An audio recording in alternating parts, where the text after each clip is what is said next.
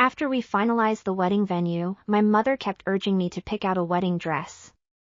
Oscar Hunter had already selected our wedding rings abroad, designed by one of the most renowned international designers. Since he was negotiating business overseas and couldn't return immediately, he sent me a black card as an apology. I had reserved the latest design from Christmas, a famous designer brand, which had just been airshipped this morning. The store assistant called to invite me for a fitting. But as soon as I walked into the bridal shop, I saw Avery sitting in the waiting area.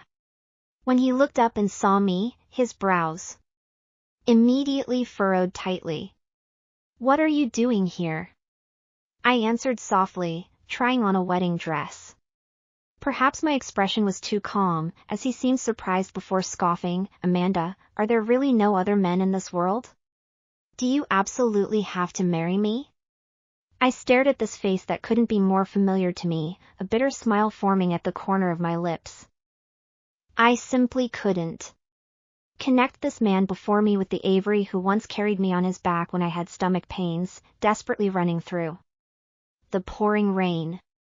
Ever since Stella appeared, he was no longer the Avery who had carefully protected me. Fortunately, in this life, I finally didn't have to be entangled with him anymore. I looked at him calmly and responded coolly, "Avery, I told you, I'm not going to marry you. You're right, there are other men in this world, and I won't cling to you anymore."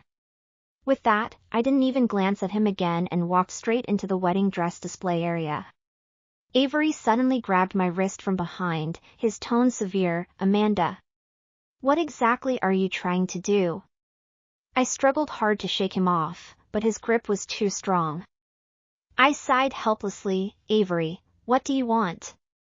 I said, "I'll never want to marry you in this lifetime, and I won't cling to you anymore." "Isn't that exactly what you want?"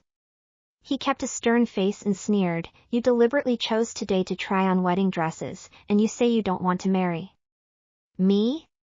He glanced toward the fitting room, his eyes full of love. "Stella is the woman I love most in this life. You might as well forget about it completely. I told my family last night that I want to cancel our engagement."